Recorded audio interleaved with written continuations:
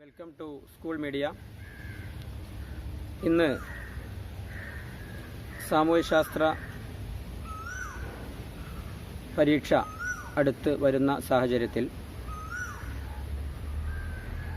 ഇനിയും കഴിഞ്ഞ 3 വർഷങ്ങളിലെ 2017, 18 അതുപോലെ 2019 മോഡൽ പരീക്ഷ ചോദ്യപേപ്പറുകളെ വിശകലനം ചെയ്തതിൻ്റെ അടിസ്ഥാനത്തിൽ ഈ വരുന്ന SSLC പരീക്ഷയിൽ 7, 8, 9 സോഷ്യൽ സയൻസ് 2-ലെ 7, 8, 9 പാഠഭാഗങ്ങളിൽ നിന്നും പ്രതീക്ഷിക്കാവുന്ന ചില ചോദ്യങ്ങളാണ് ഇന്ന് ഇവിടെ വിശദീകരിക്കാൻ ഉദ്ദേശിക്കുന്നത്. സാമൂഹ്യശാസ്ത്രം 2-ലെ 7-ാമത്തെ അധ്യായത്തിൽ നിന്നും 7 മാർക്കിൻ്റെ ചോദ്യങ്ങളാണ് പരീക്ഷയ്ക്ക് ഉണ്ടാവുക. ഇതിൽ 1 മാർക്കിൻ്റെ ഒരു ചോദ്യം, 3 മാർക്കിൻ്റെ മറ്റൊരു ചോദ്യം, മാപ്പിൽ നിന്നുള്ള 3 മാർക്കിൻ്റെ അടയാളപ്പെടുത്താനുള്ള ചോദ്യം. ഈ രീതിയിൽ 7 മാർക്കിൻ്റെ ചോദ്യങ്ങളാണ് പരീക്ഷയ്ക്ക് പ്രതീക്ഷിക്കുന്നത്. 1 മാർക്കിൻ്റെ ചോദ്യമായിട്ട്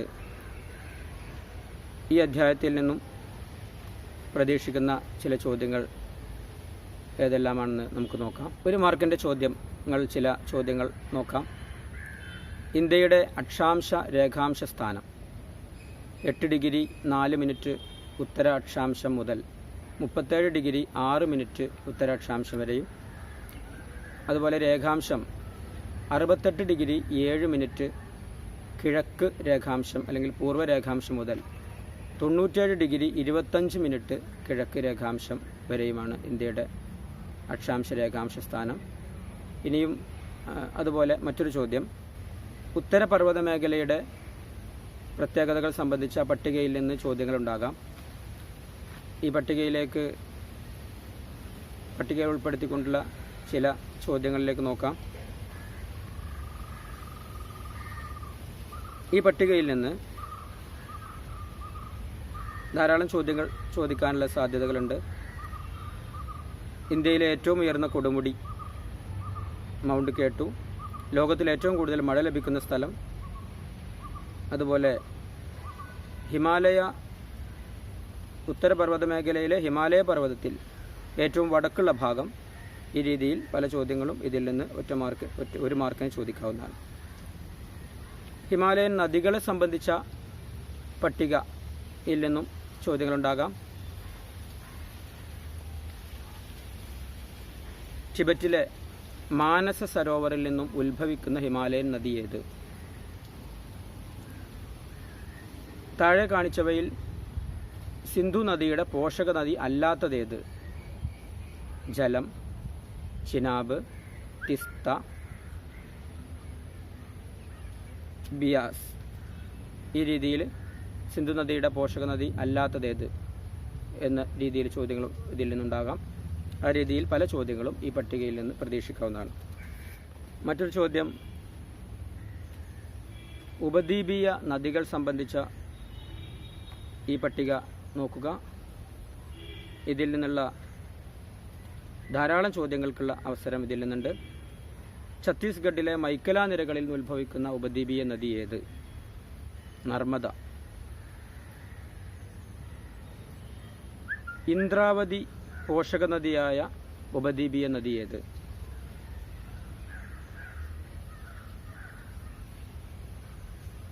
ഉപദ്വീപീയ നദികളിൽ ഏറ്റവും നീളമുള്ള നദി ഏത്?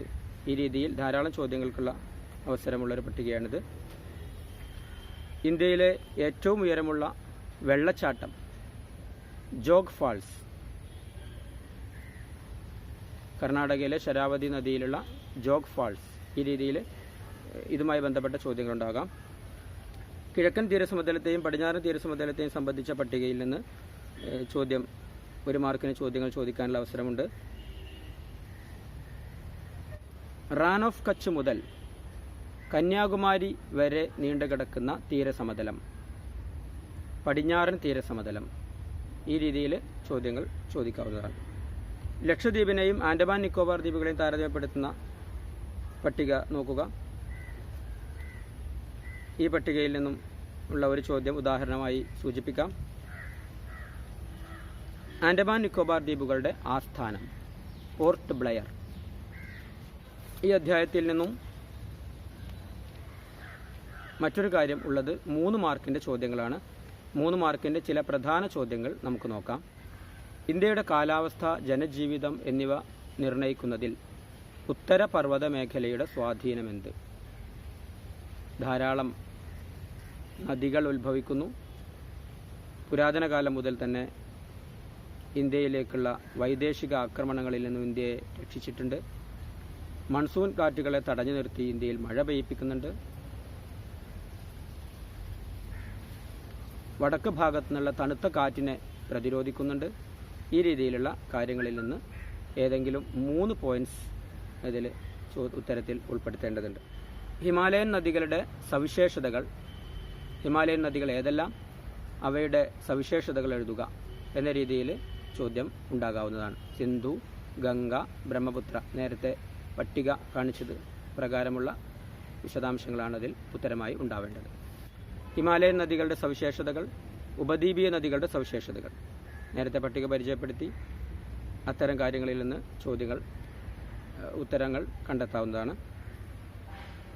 പടിഞ്ഞാറൻ തീരസമതലത്തിൻ്റെ സവിശേഷതകൾ, കിഴക്കൻ തീരസമതലത്തിൻ്റെ സവിശേഷതകൾ, അല്ലെങ്കിൽ പടിഞ്ഞാറൻ തീരസമതലത്തെയും കിഴക്കൻ തീരസമതലത്തെയും താരതമ്യപ്പെടുത്തുക എന്ന രീതിയിൽ ചോദ്യം ഉണ്ടാകാവുന്നതാണ്.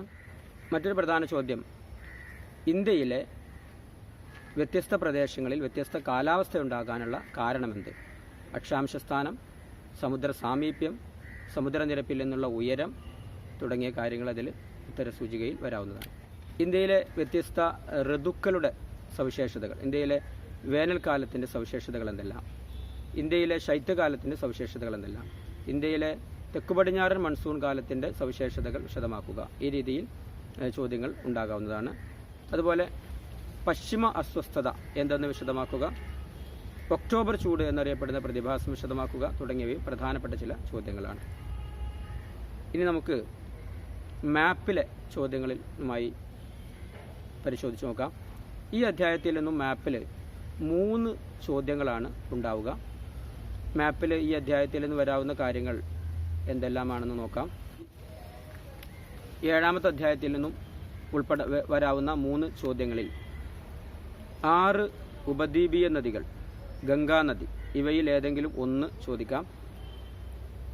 5 പീഠഭൂമികൾ, ഉപദ്വീപീയ പീഠഭൂമിയിലെ 5 പീഠഭൂമിയിൽ നിന്നും ഏതെങ്കിലും ഒന്ന്, ഉപദ്വീപീയ പീഠഭൂമിയിലെ 5 പർവ്വതങ്ങൾ, ഉത്തരപർവ്വത മേഖലയിലെ കാറക്കോറം, ലഡാക്ക്, സസ്കർ, അതുപോലെ ഹിമാദ്രി, ഹിമാചൽ, സിവാലിക്, കിഴക്കൻ മലനിരകളിലെ പത്കായ്ബും, നാഗ, ഖാസി ഗാരോ ജയന്തിയ, മിസോ എന്നീ കുന്നുകൾ, ഇവയിൽ ഏതെങ്കിലും ഒന്ന്, ഉത്തര മഹാസമതലത്തിൻ്റെ 4 ഭാഗങ്ങൾ, മരുസ്ഥലി ബാഗർ, പഞ്ചാബ് ഹരിയാന സമതലം, ഗംഗാ സമതലം, ബ്രഹ്മപുത്ര സമതലം, ഇവയിൽ ഏതെങ്കിലും ഒരെണ്ണം, കന്യാകുമാരി അടയാളപ്പെടുത്താനുണ്ടാകാം, ലക്ഷദ്വീപ്, ആൻഡമാൻ നിക്കോബാർ ദ്വീപുകൾ, ഇന്ത്യയുടെ തെക്കേ അറ്റമായ ഇന്ദിരാ പോയിന്റ്.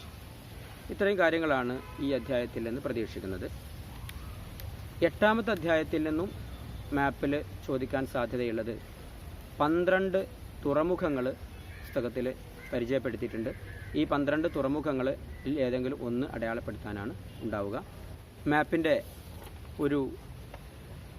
ഇതിൽ പറഞ്ഞ പല കാര്യങ്ങളും അടയാളപ്പെടുത്തിയ ഒരു മാപ്പിൻ്റെ ലേഔട്ട് മാപ്പിൽ അടയാളപ്പെടുത്തിയത് നിങ്ങൾക്ക് കാണാം. ഇനി 8ാമത്തെ അധ്യായത്തിൽ സോഷ്യൽ സയൻസ് 2-ലെ 8ാമത്തെ അധ്യായത്തിലെ ചോദ്യങ്ങളാണ്. 8ാമത്തെ അധ്യായത്തിൽ നിന്നും 5 മാർക്കിൻ്റെ ചോദ്യങ്ങളാണ് പരീക്ഷയ്ക്ക് ഉണ്ടാവുന്നത്. 1 മാർക്കിൻ്റെ ഒരു ചോദ്യം, 3 മാർക്കിൻ്റെ ഒരു ചോദ്യം, മാപ്പിൽ നിന്നുള്ള ഒരു ചോദ്യം, ഈ രീതിയിൽ 5 മാർക്കിൻ്റെ ചോദ്യങ്ങളാണ് ഉണ്ടാവുന്നത്. 1 മാർക്കിന് എന്തെല്ലാം ചോദ്യങ്ങൾ ഉണ്ടാകും എന്ന് നോക്കാം.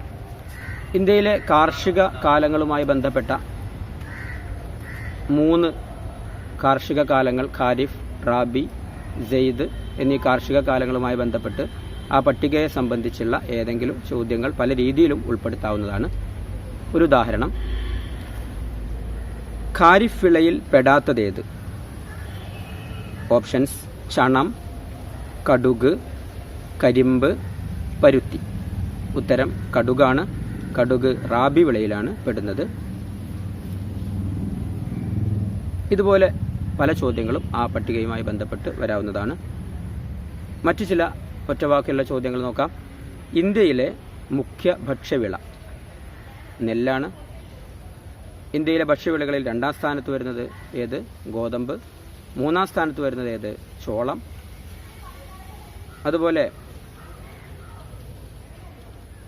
ഇന്ത്യയിൽ കൃഷി അധിഷ്ഠിത വ്യവസായങ്ങളിൽ ഏറ്റവും വലുത് പരുത്തി വ്യവസായമാണ്. വസ്ത്രനിർമ്മാണത്തിൽ ലോകവ്യാപകമായി ഉപയോഗിക്കുന്നതിനാൽ പരുത്തിയെ വിളിക്കുന്ന പേരെന്ത്? Universal fibre. ഇന്ത്യയിലെ ആദ്യത്തെ പരുത്തിത്തുണി മിൽ എവിടെയാണ്? കൽക്കട്ടക്കടുത്തുള്ള ഫോർട്ട് ഗ്ലാസ്റ്റർ ആണ്. 1818. ഇന്ത്യയിലെ ഏറ്റവും പ്രധാന പരുത്തിത്തുണി ഉൽപാദന കേന്ദ്രം അത് മുംബൈയാണ്.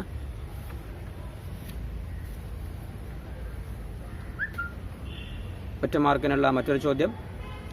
ചണം ഉൽപാദനത്തിൽ 1ാം സ്ഥാനത്തുള്ള ഇന്ത്യയിലെ സംസ്ഥാനം പശ്ചിമ ബംഗാളാണ്. ഇന്ത്യയിൽ പ്രധാനമായും ഉൽപ്പാദിപ്പിക്കുന്ന കാപ്പിക്കുരു ഇനം? ഉത്തരം അറബിക്ക. കരിമ്പുൽപാദനത്തിൽ 1ാം സ്ഥാനത്തുള്ള ഇന്ത്യയിലെ സംസ്ഥാനം ഉത്തർപ്രദേശ്. മാംഗനീസ് ഉൽപാദനത്തിൽ 1ാം സ്ഥാനത്ത് നിൽക്കുന്ന ഇന്ത്യയിലെ സംസ്ഥാനം ഒഡീഷ. ഇന്ത്യയിലെ ഏറ്റവും വലിയ ധാതു അധിഷ്ഠിത വ്യവസായം ഇരുമ്പുരുക്ക് വ്യവസായം. ഇരുമ്പുരുക്ക് വ്യവസായത്തിൽ ഉപയോഗിക്കുന്ന പ്രധാനപ്പെട്ട ലോഹധാതു മാംഗനീസ്. ഇന്ത്യയിലെ ഇരുമ്പയിര് ഖനന മേഖലകൾ. ഇരുമ്പയിര് ഖനന മേഖലകളുമായി ബന്ധപ്പെട്ട് ഇന്ത്യയിൽ വ്യത്യസ്ത സംസ്ഥാനങ്ങളിലായി പല സ്ഥലങ്ങളുമുണ്ട്. ആ സ്ഥലങ്ങളെ സംബന്ധിച്ച ഒരു പട്ടിക ഇവിടെ കാണിക്കുന്നുണ്ട്. ഈ പട്ടിക കാണുന്നതോടൊപ്പം തന്നെ ഈ പട്ടിക ഓർത്തുവെക്കാനായി ഒരു ചെറിയ പദ്യം ഞാൻ പറയാം. ഈ പട്ടിക കാണുന്നതോടൊപ്പം പദ്യം നിങ്ങൾ കേൾക്കുക, ഏറ്റുചൊല്ലുക. അത് ഈ ഇരുമ്പയിര് ഖനന മേഖലകൾ നമുക്ക് വേഗത്തിൽ ഓർത്തുവെക്കാൻ നിങ്ങളെ സഹായിക്കും.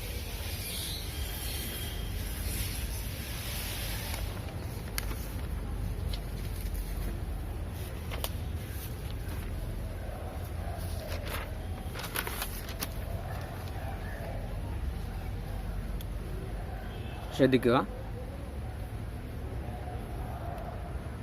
ഒഡീഷ, മയൂർ, ഭഞ്ച്, ചാർ, സുന്ദർഗഡ് മേഖലകൾ.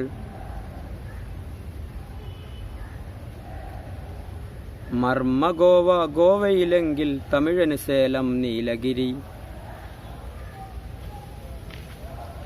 ഝാറിൽ സിംഗ്ബം, ഛത്തീസ് ദുർഗ്, കർണാടകയിൽ ബെല്ലാരി.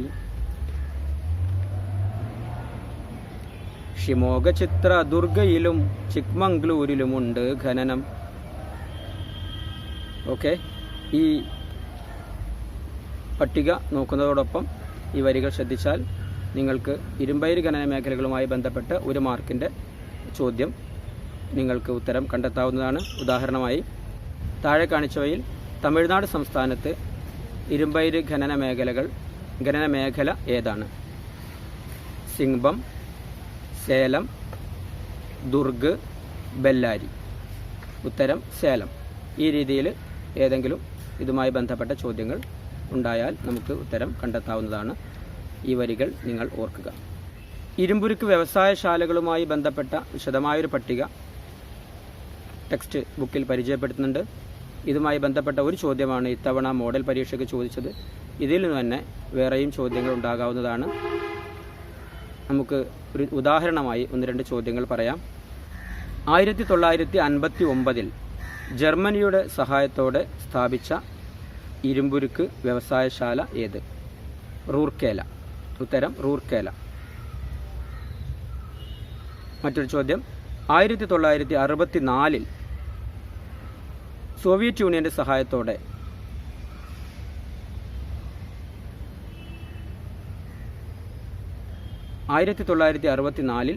സോവിയറ്റ് യൂണിയന്റെ സഹായത്തോടെ ജാർഖണ്ഡിൽ സ്ഥാപിച്ച ഇരുമ്പുരുക്ക് വ്യവസായശാല ഏത്? ബൊക്കാറോ സ്റ്റീൽ പ്ലാന്റ്, ബൊക്കാറോ ഇരുമ്പുരുക്ക് വ്യവസായശാല. ഈ രീതിയിൽ പല ചോദ്യങ്ങളും ഈ പട്ടികയിൽ നിന്ന് വരാവുന്നതാണ്. ഇന്ത്യയിലെ മുഖ്യ താപോർജ്ജ സ്രോതസ് ഏത്? കൽക്കരി. ഇന്ത്യയിൽ ഏറ്റവും കൂടുതലായി ഉപയോഗിക്കുന്ന കൽക്കരി ഇനം ബിറ്റുമിനസ്. തമിഴ്നാട്ടിലെ നെയ്വേലിയിൽ കാണപ്പെടുന്ന ഇന്ധനക്ഷമത കുറഞ്ഞ കൽക്കരി ഇനം ലിഗ്നൈറ്റ്.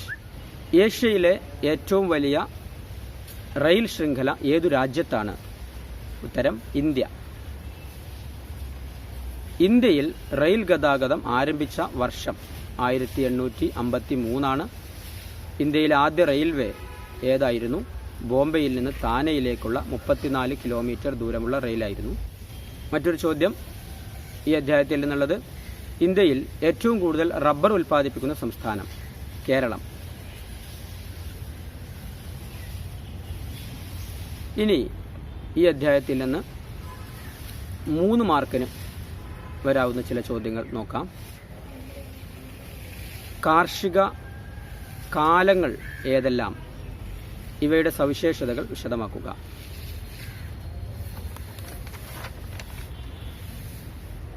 ഇന്ത്യയിലെ ഏതെങ്കിലും ഒരു ഭക്ഷ്യവിള, നെല്ല്, ഗോതമ്പ്, ചോളം തുടങ്ങിയ ഭക്ഷ്യവിളകളിൽ ഏതെങ്കിലും ഒരു ഭക്ഷ്യവിളക്ക് ആവശ്യമായ താപം, മഴ, മണ്ണ് തുടങ്ങിയ ഘടകങ്ങൾ ഏതെല്ലാം എന്ന ചോദ്യം ഉണ്ടാകാം. ഉദാഹരണമായി ഇന്ത്യയിൽ നെൽകൃഷിക്ക് ആവശ്യമായ താപം, മഴ, മണ്ണ്. നെൽകൃഷിക്ക് 24 ഡിഗ്രി സെൻറ്റിഗ്രേഡിലധികം ഊഷ്മാവ് ഉണ്ടാകണം. 150 സെൻറ്റിമീറ്റർ മഴ വേണം. അതുപോലെ തന്നെ എക്കൽ മണ്ണാണ് നെല്ലിന് ഏറ്റവും യോജിച്ച മണ്ണ്. ഈ രീതിയിൽ അതിൻ്റെ ഉത്തരങ്ങൾ എഴുതേണ്ടതുണ്ട്. ഈ പട്ടിക ശ്രദ്ധിക്കുക. നാണ്യവിളകളിൽ ഉൾപ്പെടുത്തിക്കൊണ്ട് ഇതേ രീതിയിൽ ചോദ്യങ്ങൾ ഉണ്ടാകാവുന്നത് പരുത്തി, ചണം, തേയില തുടങ്ങിയ നാണ്യവിളകൾക്ക് ഇതേപോലെ അവയുടെ താപം, മഴ, മണ്ണ് ഏതെല്ലാം എന്ന് വിശദീകരിക്കാൻ വേണ്ടി ആവശ്യപ്പെടാം. റബ്ബർ കൃഷിക്ക് ആവശ്യമായ താപം, മഴ, മണ്ണ് എന്നിവ 3 മാർക്കിന് ചോദിക്കാവുന്നതാണ്. മുംബൈ പ്രധാന പരുത്തിത്തുണി വ്യവസായ കേന്ദ്രമായി ഉയരാൻ മുംബൈയെ സഹായിച്ച ഘടകങ്ങൾ എന്തെല്ലാം? അസംസ്കൃത വസ്തുക്കളുടെ ലഭ്യത, ഇന്ധന ലഭ്യത, തൊഴിലാളികളുടെ ലഭ്യത, കയറ്റുമതിക്ക് ഇറക്കുമതിക്കും ഉള്ള തുറമുഖ സാധ്യത തുടങ്ങിയ കാര്യങ്ങൾ ഉത്തരമായി ഉത്തരസൂചികയിൽ ഉൾപ്പെടുന്നതാണ്. ഏകദേശം ഇതേ കാര്യങ്ങൾ ഉത്തരസൂചികയിൽ ഉൾപ്പെടുത്താവുന്ന മറ്റൊരു ചോദ്യമാണ്, ഇരുമ്പുരുക്ക് വ്യവസായത്തിൻ്റെ സ്ഥാനനിർണയത്തിൽ പരിഗണിക്കുന്ന ഘടകങ്ങൾ എന്തെല്ലാം എന്ന ചോദ്യം. ഇതേപോലെ തന്നെ ധാതു ലഭ്യത, ഇന്ധന ലഭ്യത, തൊഴിലാളി ലഭ്യത, കയറ്റുമതിക്കും ഇറക്കുമതിക്കുമുള്ള സൗകര്യങ്ങളുടെ ലഭ്യത തുടങ്ങിയ കാര്യങ്ങൾ ഉത്തരസൂചികയിൽ ഉൾപ്പെടുത്താവുന്നതാണ്. 1 മാർക്കിന് ചോദിക്കാവുന്ന മറ്റു ചില ചോദ്യങ്ങൾ കൂടി നോക്കാം. ഇന്ത്യയിലെ ഏറ്റവും വലിയ കൽക്കരിപ്പാടം ജാർഖണ്ഡിലെ ഝാരിയാണ് ഇന്ത്യയിലെ ഏറ്റവും വലിയ കൽക്കരിപ്പാടം. ഇന്ത്യയിലെ ഏറ്റവും ആദ്യത്തെ പെട്രോൾ ഖനി ആസാമിലെ ഡിഗ്ബോയ് ആണ്. ഇന്ത്യയിലെ ഏറ്റവും വലിയ പെട്രോൾ ഖനി മുംബൈ ഹൈ ആണ്. അതുപോലെ ഇന്ത്യയിലെ പ്രധാന ആണവോർജ്ജ നിലയങ്ങൾ പുസ്തകത്തിൽ ഒരു പട്ടികയായി തന്നെ കൊടുത്തിട്ടുണ്ട്. ഈ പട്ടികയിൽ നിന്ന് ചോദ്യങ്ങളുണ്ടാകാം. ഉദാഹരണമായി ഒരു ചോദ്യം, ഇന്ത്യയിലെ ആണവോർജ്ജ നിലയങ്ങളിൽ പെട്ട റാവത്ത് ഭട്ട ആണവ നിലയം ഏത് സംസ്ഥാനത്താണ്? ഉത്തരം രാജസ്ഥാൻ. ഈ രീതിയിലുള്ള പല ചോദ്യങ്ങളും ഇതിൽ നിന്ന് വരാം. ഈ പട്ടിക ശ്രദ്ധിക്കുക. ഇത് ഓർമ്മ വെക്കാനായി ഒരു എളുപ്പ വഴി പറയാം. ഈ പട്ടികയിലെ ആണവോർജ്ജ നിലയങ്ങളുടെ ആദ്യ അക്ഷരങ്ങളിലേക്ക് നോക്കുക. അത് നമുക്ക് ഇങ്ങനെ വായിക്കാം: കൈതാക്കൂറ നക്കാക്ക. ആണവോർജ്ജ നിലയങ്ങൾ ഇതിലൂടെ നമുക്ക് ഓർത്തു വെക്കാവുന്നതാണ്. ഈ ആണവോർജ്ജ നിലയങ്ങൾ ഓരോന്നും ഏതു സംസ്ഥാനത്താണെന്ന് ഓർക്കുന്നതിന് വേണ്ടി KMT റക്ട് എന്ന ക്രമത്തിൽ ശ്രദ്ധിക്കുക: കർണാടക, മഹാരാഷ്ട്ര, തമിഴ്നാട്, രാജസ്ഥാൻ, ഉത്തർപ്രദേശ്, ഗുജറാത്ത്, തമിഴ്നാട്. ഇനിയും SS2-ലെ 9-ാമത്തെ അധ്യായം, അതിൽ നിന്ന് 4 മാർക്കിൻ്റെ ചോദ്യങ്ങളാണ് പരീക്ഷയ്ക്ക് ഉണ്ടാവുന്നത്.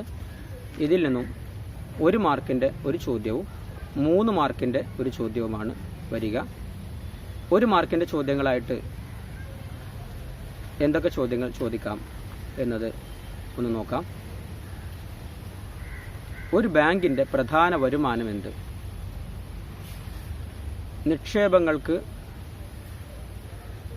നൽകുന്ന പലിശയും വായ്പക്ക് ഈടാക്കുന്ന പലിശയും തമ്മിലുള്ള വ്യത്യാസം എന്നതാണ് ഉത്തരം. നിക്ഷേപങ്ങളെ സംബന്ധിച്ച പട്ടികയിൽ നിന്നും 4 ഇനം നിക്ഷേപങ്ങളെ സംബന്ധിച്ച പട്ടിക ഉൾപ്പെടുത്തിക്കൊണ്ടുള്ള ചോദ്യങ്ങൾ ഉണ്ടാകാം. പട്ടിക ശ്രദ്ധിക്കുക. ഉദാഹരണമായി ഒരു ചോദ്യം പറയാം. താഴെ കാണിച്ച സവിശേഷതകൾ ഏതു നിക്ഷേപത്തിൻ്റേതാണ്? വ്യാപാരികളും വ്യവസായികളും ഉപയോഗിക്കുന്നു, പലിശ ഇല്ല. ഉത്തരം ശ്രദ്ധിക്കുക: പ്രചലിത നിക്ഷേപം. ഇതേ രീതിയിൽ ഈ പട്ടികയിൽ നിന്ന് പല ചോദ്യങ്ങളും ഉണ്ടാക്കാം. ഇനിയും മറ്റൊരു ചോദ്യം: ഒരു ബാങ്ക് പ്രചലിത നിക്ഷേപമുള്ള ഒരു വ്യക്തിക്ക് അക്കൗണ്ടിലുള്ളതിനേക്കാൾ കൂടുതൽ തുക അനുവദിക്കുന്നു. ഈ ഇനം വായ്പക്ക് എന്തു പേർ പറയുന്നു?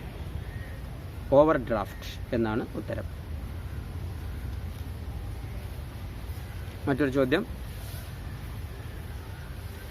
താഴെ കാണിച്ച സവിശേഷതകൾ ഏത് സേവനത്തിൻ്റേതാണ്? മിക്ക ബാങ്കുകളിലും നിലവിലുണ്ട്. ഇതുപയോഗിച്ച് ബാങ്കിൽ പോകാതെ തന്നെ പണം പിൻവലിക്കാം. ഏതു സമയത്തും പണം പിൻവലിക്കാം. എന്താണ് ഉത്തരം? ATM debit card. താഴെ കാണിച്ചതിൽ സഹകരണ ബാങ്കുകളുടെ സവിശേഷതകളിൽ പെടാത്തതേത്? സമ്പാദ്യശീലം വളർത്തുന്നു, കുറഞ്ഞ പലിശക്ക് വായ്പ നൽകുന്നു, വ്യാപാരത്തിനും വ്യവസായത്തിനും ദീർഘകാല വായ്പകൾ നൽകുന്നു, സ്വകാര്യ പണമിടപാട് വ്യക്തികളുടെ ചൂഷണത്തിൽ നിന്നും ജനങ്ങളെ രക്ഷിക്കുന്നു. ഉത്തരം: വ്യാപാരത്തിനും വ്യവസായത്തിനും ദീർഘകാല വായ്പ നൽകുന്നു. ഇനി മറ്റൊരു ചോദ്യം: താഴെ കാണിച്ചവയിൽ വാണിജ്യ ബാങ്കുകളിൽ ഉൾപ്പെടാത്തതേത്? ഓപ്ഷൻസ്: ഭാരതീയ state bank, NABARD, regional rural ബാങ്കുകൾ, പഞ്ചാബ് നാഷണൽ ബാങ്ക്. വാണിജ്യ ബാങ്കുകളിൽ ഉൾപ്പെടുന്നത് ഭാരതീയ സ്റ്റേറ്റ് ബാങ്കും അനുബന്ധ ബാങ്കുകളും, റീജിയണൽ റൂറൽ ബാങ്കുകൾ, ദേശസാൽകൃത ബാങ്കുകൾ എന്നിവയാണല്ലോ. അപ്പോൾ ദേശസാൽകൃത ബാങ്കുകളിൽ ഉൾപ്പെട്ടതാണ് പഞ്ചാബ് നാഷണൽ ബാങ്ക്. അതുകൊണ്ട് തന്നെ ഇതിൻ്റെ ശരിയുത്തരം നബാർഡ്. മറ്റൊരു ചോദ്യം: താഴെ കാണിച്ചതിൽ വികസന ബാങ്കിൻ്റെ ഉദാഹരണം ഏത്? Options: Exim bank of India, Indian ചെറുകിട വ്യവസായ വികസന bank, industrial finance corporation of India, NABARD. ഈ ഓപ്ഷൻസിൽ A, B, D എന്നിവ സവിശേഷ ബാങ്കിൻ്റെ ഉദാഹരണങ്ങളാണ്. Industrial finance corporation of India ആണ് ഉത്തരം. ഒരു ചോദ്യം ശ്രദ്ധിക്കുക: സവിശേഷ ബാങ്കിൽ ഉൾപ്പെടാത്തതേത്? ഓപ്ഷൻസ്: ഇന്ത്യൻ ചെറുകിട വ്യവസായ വികസന bank, Exim bank of India, NABARD, industrial finance corporation of India. ഉത്തരം വ്യക്തമാണെന്ന് കരുതുന്നു. Industrial finance corporation of India. മാർക്കിൻ്റെ മറ്റൊരു ചോദ്യം: ഇന്ത്യയിലെ ആദ്യത്തെ ആധുനിക രീതിയിലുള്ള ബാങ്ക്, ബാങ്ക് ഓഫ് ഹിന്ദുസ്ഥാൻ, 1770. ഒരു മാർക്കിൻ്റെ മറ്റൊരു ചോദ്യം: അക്കൗണ്ട് ഇല്ലാത്ത വ്യക്തിക്കും ഒരു സ്ഥലത്ത് നിന്നും മറ്റൊരു സ്ഥലത്തേക്ക് പണം അയക്കാം. ഇതിനായി ബാങ്ക് ഒരുക്കുന്ന സംവിധാനമാണ് ഡാഷ്. Demand draft. സഹകരണം, സ്വയം സഹായം, പരസ്പര സഹായം എന്നിവ ഏതിനം ബാങ്കുകളുടെ പ്രവർത്തന തത്വമാണ്?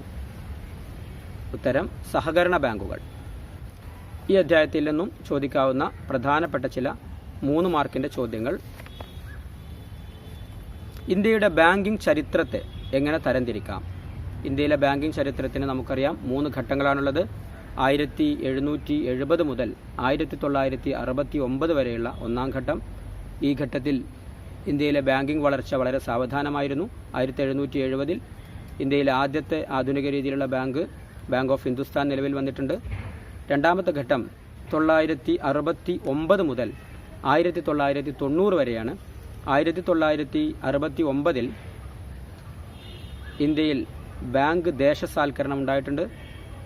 ഈ ഘട്ടത്തിൽ തന്നെ 1980 വീണ്ടും ഇന്ത്യയിൽ 6 ബാങ്കുകൾ കൂടി ദേശസാൽക്കരിച്ചിട്ടുണ്ട്. ആദ്യം 14 ബാങ്കുകളും പിന്നീട് 6 ബാങ്കുകളും. അങ്ങനെ ബാങ്ക് ദേശസാൽക്കരണം നടന്ന ബാങ്കിംഗ് വളർച്ച വളരെ വേഗത്തിലായ ഘട്ടമാണ് 2ാമത്തെ ഘട്ടം. 3ാമത്തെ ഘട്ടം 1990 മുതൽ 1990 മുതലുള്ള 3ാം ഘട്ടത്തിൽ ബാങ്കുകൾ അടിസ്ഥാന ധർമ്മത്തോടൊപ്പം മറ്റു പല സേവനങ്ങളും ജനങ്ങൾക്ക് ലഭ്യമാക്കിയ ഘട്ടമാണ്. ഈ രീതിയിൽ ഇതിന് ഉത്തരം നൽകാവുന്നതാണ്.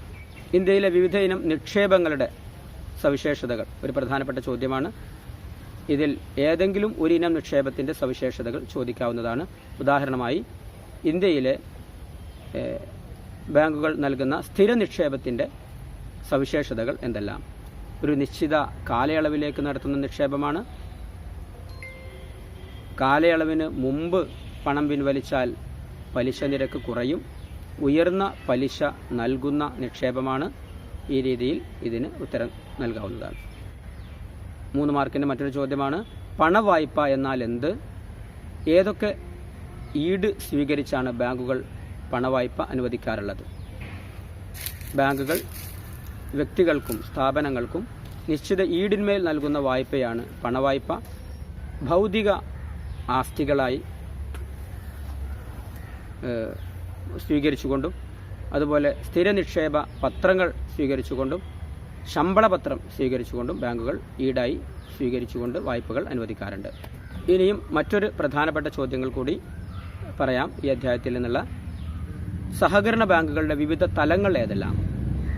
പ്രാഥമിക സഹകരണ ബാങ്കുകൾ, ജില്ലാ സഹകരണ ബാങ്കുകൾ, സംസ്ഥാന സഹകരണ ബാങ്ക് എന്നിവയാണ് ഉത്തരം.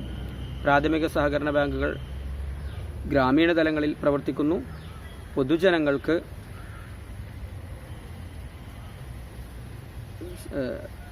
ഇതിൽ നിന്നും നിക്ഷേപങ്ങൾ നൽകുകയും വായ്പകൾ സ്വീകരിക്കുകയും ചെയ്യാം.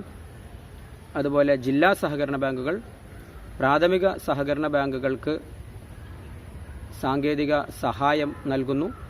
സംസ്ഥാന സഹകരണ ബാങ്ക് ജില്ലാ സഹകരണ ബാങ്കിനും പ്രാഥമിക സഹകരണ ബാങ്കുകൾക്കും സഹായങ്ങൾ നൽകുന്നു.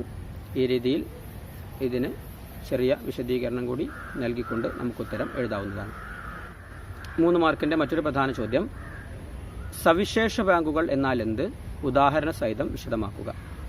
ചില പ്രത്യേക മേഖലകളുടെ വികസനത്തിനായി സഹായം നൽകുന്ന ബാങ്കുകളാണ് സവിശേഷ ബാങ്കുകൾ. ഉദാഹരണം എക്സിം ബാങ്ക് ഓഫ് ഇന്ത്യ കയറ്റുമതിക്കും ഇറക്കുമതിക്കും ആവശ്യമായ സഹായങ്ങൾ നൽകുന്നു. അതുപോലെ NABARD national bank for agriculture and rural development കൃഷി ഗ്രാമ വികസനം തുടങ്ങിയ മേഖലകളിൽ സഹായങ്ങൾ നൽകുന്ന ബാങ്കാണ്. അതുപോലെ ഇന്ത്യൻ ചെറുകിട വ്യവസായ വികസന ബാങ്ക് ചെറുകിട വ്യവസായങ്ങൾക്ക് ആവശ്യമായ സാമ്പത്തിക സഹായവും സാങ്കേതിക സഹായവും നൽകുന്ന ബാങ്കാണ്. ഇനിയും മറ്റൊരു പ്രധാന ചോദ്യം വനിതാ ശാക്തീകരണം ഇന്ത്യയുടെ ശാക്തീകരണം ഇത് ഏതു ബാങ്കുമായി ബന്ധപ്പെട്ടതാണ്? ഈ ബാങ്കിൻ്റെ സവിശേഷതകൾ വിശദമാക്കുക. ഉത്തരം ഭാരതീയ മഹിളാ ബാങ്ക് 2013 നവംബറിൽ ആരംഭിച്ച ബാങ്കാണിത്. ഇതിൽ എല്ലാ വിഭാഗങ്ങളിൽ നിന്നും നിക്ഷേപങ്ങൾ സ്വീകരിക്കുന്നുണ്ട്. എന്നാൽ വായ്പകൾ കൂടുതലും നൽകുന്നത് വനിതകൾക്കാണ്. ഇതാണ് ഇതിൻ്റെ സവിശേഷതകൾ. മറ്റൊരു പ്രധാന ചോദ്യം പേയ്മെൻറ്റ് ബാങ്കുകൾ എന്നാൽ എന്ത്? ഇവയുടെ സവിശേഷതകൾ എഴുതുക. പേയ്മെൻറ്റ് ബാങ്കുകൾ എന്നാൽ കുറഞ്ഞ വരുമാനക്കാരെയും ചെറുകിട വ്യവസായികളെയും സഹായിക്കാൻ വേണ്ടി രൂപം കൊണ്ട ബാങ്കുകളാണ്. ഈ ബാങ്കുകളുടെ സവിശേഷതകൾ: ഇവ വായ്പ നൽകില്ല. 1 ലക്ഷം രൂപ വരെയുള്ള നിക്ഷേപങ്ങൾ മാത്രമേ സ്വീകരിക്കുകയുള്ളൂ. ക്രെഡിറ്റ് കാർഡ് നൽകില്ല, ഡെബിറ്റ് കാർഡ് നൽകുന്നു. 3 മാർക്കിൻ്റെ 2 പ്രധാനപ്പെട്ട ചോദ്യങ്ങൾ കൂടി സൂചിപ്പിച്ചുകൊണ്ട് അവസാനിപ്പിക്കുകയാണ്. ഒന്ന്, എന്താണ് ഇൻഷുറൻസ് കമ്പനികൾ? ഇവയുടെ ലക്ഷ്യമെന്ത്? ഉത്തരം: വ്യക്തികളുടെ ജീവനും സ്വത്തിനും സംരക്ഷണം നൽകുന്ന സാമ്പത്തിക സ്ഥാപനങ്ങളാണ് ഇൻഷുറൻസ് കമ്പനികൾ. ഇത് 2 തരത്തിലുണ്ട്: ലൈഫ് ഇൻഷുറൻസ് കമ്പനികൾ, നോൺ ലൈഫ് ഇൻഷുറൻസ് കമ്പനികൾ. നോൺ ലൈഫ് ഇൻഷുറൻസ് കമ്പനികൾ വ്യക്തികളുടെ സ്വത്തിന് സാമ്പത്തിക സംരക്ഷണം നൽകുന്ന സ്ഥാപനങ്ങളാണ്. അപകടം, പ്രകൃതി ദുരന്തം പോലുള്ള സാഹചര്യങ്ങളിൽ സംരക്ഷണം നൽകുന്ന സ്ഥാപനങ്ങളാണ് ഇവ. നോൺ ലൈഫ് ഇൻഷുറൻസ് കമ്പനിക്കുള്ള ഉദാഹരണം ആണ് ജനറൽ ഇൻഷുറൻസ് കമ്പനി. മറ്റൊരു പ്രധാന ചോദ്യം: എന്താണ് മൈക്രോ ഫിനാൻസ്? ഇതിൻ്റെ പ്രധാന ലക്ഷ്യങ്ങൾ എന്തെല്ലാം? ഉത്തരം: സാധാരണക്കാർക്ക് ലഘുവായ്പ ഉൾപ്പെടെ വിവിധ തരത്തിലുള്ള സാമ്പത്തിക സേവനങ്ങൾ നൽകുന്ന സംവിധാനമാണ് മൈക്രോ ഫിനാൻസ്. ഉദാഹരണമായി കുടുംബശ്രീ, പുരുഷ സ്വയം സഹായ സംഘം. ഈ മൈക്രോ ഫിനാൻസിൻ്റെ ലക്ഷ്യങ്ങൾ ഓർത്തുവെക്കുന്നതിനായി ഒരു ചെറിയ സംഭവം പറയാം. ഒരു മൈക്രോ ഫിനാൻസ് യൂണിറ്റിൻ്റെ, ഒരു സ്വയം സഹായ സംഘത്തിൻ്റെ വളർച്ച സംബന്ധിച്ച ഒരു സംഭവം നോക്കാം.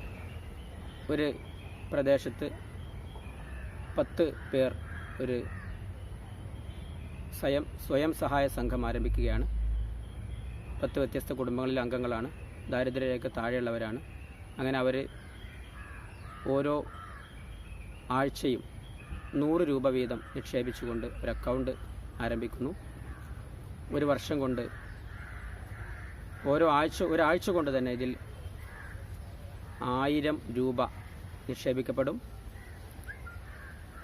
ഒരു വർഷം കൊണ്ട് 52,000 രൂപ ഇതിലേക്ക് നിക്ഷേപിച്ച സമയത്ത് ഈ കുടുംബത്തിലെ ഒരു വ്യക്തിക്ക് ഒരു അപകടം സംഭവിച്ച് അതിൽ ഒരു തുക, ഒരു 25,000 രൂപ ആവശ്യമായി വരികയാണ്. ആ സമയത്ത് ഈ അക്കൗണ്ടിൽ നിന്നും വായ്പയായി ആ വ്യക്തിക്ക് അനുവദിച്ചു നൽകി. പിന്നീട് ഈ വ്യക്തികൾക്ക് പല കഴിവുകളുമുണ്ടെന്ന് മനസ്സിലാക്കുന്നു. അപ്പോൾ വ്യക്തിഗതമായ പല കഴിവുകളും ഈ ഗ്രൂപ്പിൽപ്പെട്ട ആളുകൾക്കുണ്ട്. ചിലർക്ക് വളരെ നന്നായി ജനങ്ങളെ അഭിമുഖീകരിച്ച് അവരുടെ താല്പര്യം, ഇഷ്ടം പരിഗണിച്ചുകൊണ്ട് അവരോട് സംസാരിക്കാനും അവരെ ചില സാധനങ്ങളൊക്കെ അവരെ എടുപ്പിക്കാനുമൊക്കെയുള്ള കഴിവുകളുണ്ട്. അതോടൊപ്പം മറ്റു ചിലർക്ക്, ഒരു വ്യക്തിക്ക് ഇതിൽ നന്നായി ഭക്ഷണം പാകം ചെയ്യാനുള്ള കഴിവുണ്ട്. വേറൊരാൾക്ക് നന്നായി കണക്കെഴുതാനുള്ള കഴിവുകളുണ്ട്. അപ്പോൾ ഇത്തരം വ്യക്തിഗതമായ കഴിവുകളൊക്കെ ഈ ഗ്രൂപ്പ് വികസനത്തിന് അവർ ഉപയോഗപ്പെടുത്താൻ തീരുമാനിക്കുന്നു. അതിൻ്റെ അടിസ്ഥാനത്തിൽ അവർ ഒരു സംരംഭം, ഒരു ഹോട്ടൽ ആരംഭിക്കുന്നു. അങ്ങനെ ആ ഗ്രൂപ്പിൽ എല്ലാവർക്കും സാമ്പത്തികമായി ഉയർച്ച ഉണ്ടാകുന്നു. ഈ ഒരു സംഭവത്തിൽ നിന്നും ഈ മൈക്രോ ഫിനാൻസിൻ്റെ ഒരു ലക്ഷ്യങ്ങളിലേക്ക് നമുക്ക് മനസ്സിലാക്കാം. മൈക്രോ ഫിനാൻസിൻ്റെ ലക്ഷ്യങ്ങൾ നോക്കൂ. സമ്പാദ്യശീലം വളർത്തുന്നു, അംഗങ്ങൾക്ക് ആവശ്യ സമയത്ത് വായ്പ നൽകുക, വ്യക്തിഗത കഴിവുകൾ ഗ്രൂപ്പ് വികസനത്തിന് ഉപയോഗിക്കുക, ചെറുകിട സംരംഭങ്ങൾ ആരംഭിക്കുക, പാവപ്പെട്ടവരുടെ ജീവിത നിലവാരം ഉയർത്തുക. ഈ വരുന്ന SSLC പരീക്ഷയിൽ മികച്ച വിജയം നേടാൻ എല്ലാവർക്കും കഴിയട്ടെ എന്ന് ആശംസിച്ചു.